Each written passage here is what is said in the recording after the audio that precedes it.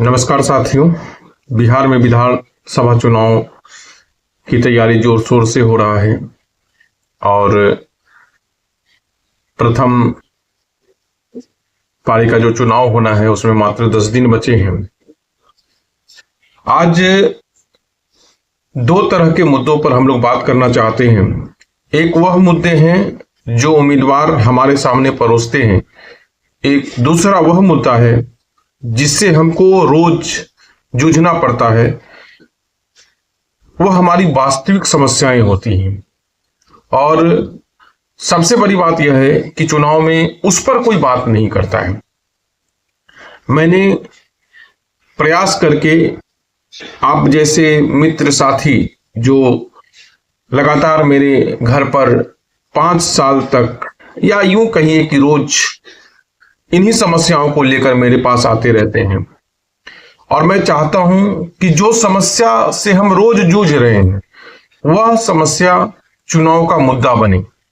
इसलिए मैं यह वीडियो बना रहा हूं। आप सबसे उम्मीद है कि इस वीडियो को अंत तक देखेंगे, हमारे चैनल को सब्सक्राइब करेंगे, अधिक से अधिक अपने साथी, बंधु, परिवार, इष्ट मित्रों के साथ इसको शेयर करेंगे ताकि हमारी जो समस्याएं हैं उस पर भी लोगों का नजर जा पाए, उसका समाधान पर भी बात हो।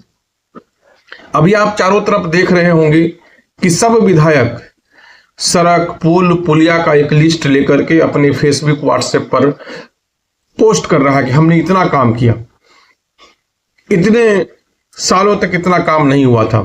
तो आदरणीय विधायक जी, मैं आपको बताना चाहता हूं कि जितना कर्ज आज बिहार पर बढ़ा है उतना कर्ज इससे पहले भी नहीं बढ़ा था। राज्य सरकारें इन पैसों को इस्तेमाल करने के लिए अपने साथी ठेकेदारों को लाभान्वित करने के लिए इस प्रकार की योजनाएं लाती हैं। और मैंने एक बार यह विषय उठाया भी था कि आज बिहार सरकार, नीतीश कुमार की सरकार, नरेंद्र मोदी की सरकार ग्लोबल टेंडर ला रहा है। ग्लोबल टेंडर का मतलब यह है कि लोकल किसी को काम नहीं मिलेगा। कदवा में लोकल विधायक की मांग जोरों पर है, लेकिन लोकल ठेकेदार को भी काम नहीं दिया जाएगा। इसके लिए इस सरकार ने व्यवस्थित प्रयास किया है। और आपको जानकर आश्चर्य होगा कि जो छोटे छोटे काम, खास करके नल जल के काम, एक यूनिट एक ठेकेदार आराम से कर सकता था, तो 100 200 500 यूनिट को एक जगह करके 100 करोड़ 200 करोड़ का योजना बनाया गया ताकि बिहार का कोई ठेकेदार उसमें पार्टिसिपेट नहीं कर पाए, कटिहार का कोई ठेकेदार उसमें पार्टिसिपेट नहीं कर पाए, पंचायत तो छोड़ ही दीजिए। इसका मतलब साफ है कि सरकार चाहती है कि योजना का निस्तारण मुख्यमंत्री आवास से हो। साफ है, मुख्यमंत्री आवास को केंद्र क्यों बनाना चाहती है? क्योंकि वसूली वही सीधा सीधा हो जाए। और यही वजह है कि मैंने माई का लाल एक सीरीज निकाला था जिसमें हमने जितने भी विधायक के उम्मीदवार हैं, मैंने उनसे पूछा था कि आप में से कोई है जो यह दावे के साथ कह सकता है कि हमारे पंचायत में नल जल की योजना ठीक से काम कर रही है। हमारे पंचायत में या हमारे विधानसभा क्षेत्र में जितने भी विधायक फंड से हो या आरडब्ल्यूडी के फंड से हो या आरसीडी के फंड से हो, कोई भी सरकारी ठेकेदारी हो, इवन कदवा प्रखंड का आप ब्लॉक आप ऑफिस देख लीजिए जहां पर कि विधायक जी बैठते हैं, उसका लिफ्ट काम नहीं कर रहा है। इसके लिए हम लोगों ने कई बार प्रयास किया है, लेकिन विधायक जी ने इसके लिए कभी प्रयास नहीं किया, क्योंकि ये हमारे मुद्दे नहीं होते हैं। पैसा लग गया, ठेकेदार कमा लिया, विधायक जी को उनका हिस्सा मिल गया, सरकार के कर्मचारियों को उनका हिस्सा मिल गया, बस बात खेल खत्म हो गया। लिफ्ट चल रहा है या नहीं चल रहा है, हमारे लिए उपयोगी है या नहीं है, इसका भी कोई मायने नहीं होता। मैं तो कई बार इस बात को उठाया भी हूं कि बिहार को, या खास करके जो उत्तरी बिहार है, इसको हर घर नल जल देने से ज्यादा जरूरी था कि हम हर खेत जल की व्यवस्था करते। लेकिन क्योंकि उससे क्या होता कि हर किसान को एक सुविधा मिलता। आप अभी देख लीजिए हमारे यहाँ कदवा में क्या हो रहा है कि कृषि के लिए आप एग्रीकल्चर कनेक्शन के लिए विद्युत विभाग को आप आवेदन लगाइए, वो रिजेक्ट कर देगा। किसी का अप्रूव हो जाएगा, किसी का रिजेक्ट हो जाएगा। कारण क्या है आपको पता नहीं चलेगा। जब पता करने के लिए जाइएगा तो पता चलेगा आपका कागज नहीं था, ये नहीं था, वहां इंफ्रास्ट्रक्चर नहीं है। सवाल यह है कि जो हमारा इनकम बढ़ा सकता है उस पर सरकार का नजर कमजोर क्यों है। अगर आप इतना ही सोचिए कि अगर हमारी आमदनी ठीक ठाक हो जाए तो मुश्किल से 500-600 रुपया महीना में आपको बाहर से भी खरीद सकते हैं, या एक्वागार्ड या इस तरह का प्यूरिफायर लगा करके भी आप अपने पानी को व्यवस्थित कर सकते हैं अगर जरूरी है तो। लेकिन सरकार का नजरिया उस पर नहीं है। सरकार चाहती है कि केंद्रीकृत व्यवस्था से चीजों का बंटवारा हो, कमीशन वहीं तय हो जाए और स्थानीय स्तर पर रोजगार को लेकर के कोई व्यवस्थित सोच नहीं है। तो साथियों, ये चुनाव है, चुनाव में हमारी बातें सामने आनी चाहिए। आपके पास में जो भी उम्मीदवार आ रहे हैं उनसे यह बात जरूर पूछिए कि आपने जो योजना आपके यहां आया है। अब आप देखिए, कटिहार के विधायक बहुत ठेकेदार पर शिकायत किए हैं, लेकिन उनके द्वारा किए गए शिकायत का क्या हुआ, क्यों कार्रवाई नहीं हुई? क्या वे सारे शिकायत गलत थे? क्या मोटिवेटेड शिकायत थे? ये बड़ी बात है। एक विधायक शिकायत कर रहा है, विधानसभा में सवाल खड़ा कर रहा है और ठेकेदार पर कोई कार्रवाई नहीं होती है, तो इसका दो ही अर्थ है, या तो शिकायत फॉल्स थे या चीजों को मैनेज कर लिया गया। तो ये गंभीर इशू है। अभी हम लोकल मुद्दों को आपके सामने रखना चाह रहे हैं, चूंकि वीडियो लंबा नहीं हो, सुनने का समय है, लोग विधानसभा का चुनाव है इसलिए करके लोग को लगता है कि आज मुद्दे हमारे सामने आने चाहिए। तो सबसे पहला मुद्दा है जो मैं रोज सामना करता हूं, वह है थाने में आवेदन लोग देते हैं, थानेदार रिसीविंग नहीं देते। मन होता है एफआईआर करते हैं, मन होता है एफआईआर नहीं करते हैं। अभी जो भारतीय न्याय संहिता कानून आया है उसके तहत जांच कर एफआईआर करने का लिबर्टी थानेदार को दिया गया है। पहले क्या था कि अगर आप रिसीविंग दे दिए तो अगर कॉग्निजेबल ऑफेंस कमिट हुआ है आवेदक के अनुसार तो बिना किसी जांच परख के ही एफआईआर करना पड़ता था, लेकिन अब लिबर्टी इतना थाना को मिला है।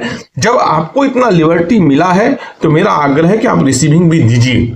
और जो विधायक उम्मीदवार हैं उससे भी निवेदन है कि आप जनता को गारंटी दीजिए कि आप जो भी आवेदन जिस किसी भी ऑफिस में दीजिएगा उसका रिसीविंग आपको मिलेगा।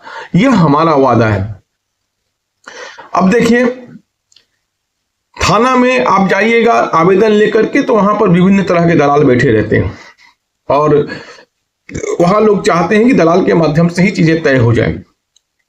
मैं किसी के थाना पे आने जाने पर कोई आपत्ति नहीं करता हूं, क्योंकि थाना में वकील भी जा सकता है, सामाजिक कार्यकर्ता जा सकते हैं और स्थानीय नेता भी जा सकते हैं। कोई द्वेषवश उनको दलाल भी कह सकता है, इस बात को भी मैं स्वीकार करता हूं। लेकिन इसमें ट्रांसपेरेंसी तो होनी चाहिए। आपके पास में आगंतुक पुस्तिका है, उसमें प्रॉपर साइन करवाइए। कौन व्यक्ति किस हेतु वहां पर आया है, यह जिस वक्त हम चाहें उस वक्त उसकी सूची हमको प्राप्त हो सके। इसीलिए हम चाहते हैं कि आगंतुक पुस्तिका को अपडेट रखा जाए। थाना से निवेदन है, इसके लिए हमारे जो भी उम्मीदवार हैं वो थोड़ा सा इस पर अपने को ध्यान दें। और कई बार क्या होता है कि थाना का गाड़ी कहीं खड़ा हो गया, सबका वसूली कर रहा है। और जब आप देखिएगा कुछ व्यवसायिक वाहन है, जैसे आपका ऑटो है, टोटो है, कौन चला रहा है, कौन ड्राइवर है, उसके पास ड्राइविंग लाइसेंस है या नहीं है, उसको आता है या नहीं आता है। कई जगह जाम का कारण यही लोग बनते हैं।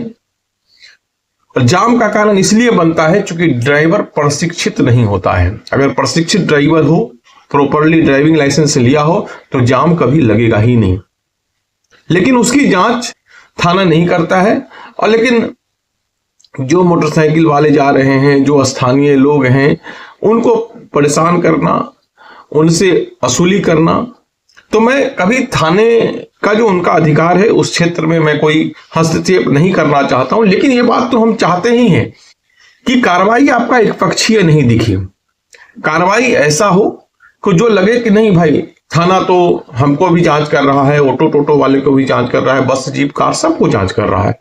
और इससे हमारे क्षेत्र में गति पर इफेक्ट आना चाहिए। हमको दिखने लगना चाहिए कि ओह, अब सड़क पर कोई बाइक दौड़ा नहीं रहा है, कोई हाई स्पीड में नहीं चल रहा है। सब लोग बेल्ट लगा करके चल रहे हैं, सब लोग हेलमेट लगा करके चल रहा है। यह इफेक्ट हमको नजर में आना चाहिए कि थाना के प्रभाव से ये चीजें हुई है। उसके बाद आता है कि अनवांटेड भीड़ हर चौक चौराहे का स्वभाव बन गया है।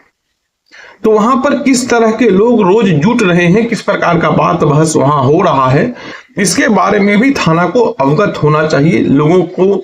लोगों के पास एक डाटा होना चाहिए जो समय सुविधा पर उसकी जांच हो सके, उसे लोग देख सकें। तो मेरा मानना है कि कम से कम जो सेंसिटिव जगह हैं वहां पर सीसीटीवी या तो प्रशासन लगा ले। ऐसे मैंने एक बार प्रयास किया था तो कई लोग तैयार हैं उसमें फंडिंग करने के लिए, चंदा देने के लिए, और मुश्किल से 100-200 रुपया सब लोग मिलकर चंदा देगा तो सीसीटीवी किसी भी जरूरी जगह पर जनता के ही पैसे से लगाया जा सकता है। इसमें थाना को अपने तरफ से जो है प्रयास करना चाहिए। बीच में मैं देखा था अंचल कार्यालय थोड़ा जाता हूं, क्योंकि मैं समझता हूं इस बात को कि हमारे जो रोज के मुद्दे हैं वह हमारे स्थानीय कार्यालय से जुड़े हुए हैं। पंचायत ऑफिस से जुड़ा हुआ है, कर्मचारी से जुड़ा हुआ है, बीडीओ से जुड़ा हुआ है, सीओ से जुड़ा हुआ है, एसएचओ से जुड़ा हुआ है। तो जो उम्मीदवार हैं उनका फोकस भी यह ऑफिस होना चाहिए। आज जो शकील साहब पर कमीशन खोरी का आरोप लग रहा है, कोई ठेकेदार से असूले हैं उसके लिए नहीं लग रहा है, उन पर कमीशन खोरी का आरोप इसलिए लग रहा है कि लोगों को लगता है कि हम जो आवेदन लेकर के जाते हैं थानेदार उस पर रिस्पॉन्स क्यों नहीं करता, उस पर हमको रिसीविंग क्यों नहीं देता। सीओ साहब आग लगी कई जगह हो गया, लेकिन सीओ साहब क्या है अपने ऑफिस में टाइट होकर बैठे रहे, पीड़ितों को अपने ऑफिस में बुलाया, तब वहां पर जाकर के उसको जो प्राथमिक सरकार के द्वारा अनुदान सहयोग मिलना था वह वहां पर दिया। यह घोर आपत्तिजनक है। यह बता रहा है कि हमारा जो प्रशासनिक अमला है वह पूरी तरह से संवेदनहीन हो गया है। उसी संवेदना को इस चुनाव के माध्यम से हमको जगाना है। अगर हम अपने मुद्दा, हम अपना विचार अगर हमारे आने वाले जो उम्मीदवार हैं उसके सामने नहीं रखेंगे तो समझिए कि हमारा असली मुद्दा उड़ जाएगा, और जो मुद्दा का संबंध विधायक से है ही नहीं वही चुनाव में प्रभावी हो जाएंगे। अब देखिए कई बार क्या होता है कि विधायक के नाम पर हम मुख्यमंत्री चुनने लगते हैं। संविधान साफ कहता है विधायक, अच्छा विधायक जनता को चुनना है।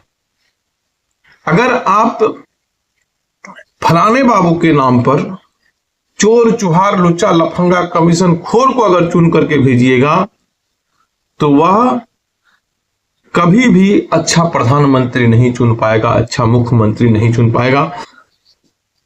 विषय और भी कई है। चुनाव में अभी 10 दिन 12 दिन का समय बचा हुआ है।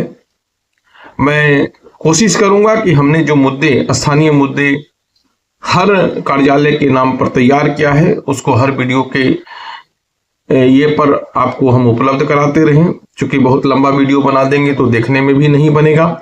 आज का वीडियो को मैं यहीं विराम देता हूं। आगे उम्मीद करता हूं कि कल फिर से हम एक वीडियो जारी करेंगे। तब तक के लिए आप सबको नमस्कार, छठ की ढेर सारी शुभकामनाएं। आज प्रथम अर्घ है, संध्या अर्घ है, अस्ताचलगामी सूर्य को नमस्कार करने का वक्त है। सूर्य देवता छठी मैया हम सबका कल्याण करे, इतना विवेक दे कि हम अच्छे उम्मीदवार को, अच्छे प्रतिनिधि को चुन पाए। इसके लिए छठी मैया से मैं प्रार्थना करता हूं। सबको धन्यवाद, सबको शुभकामना। जय हिंद, जय भारत।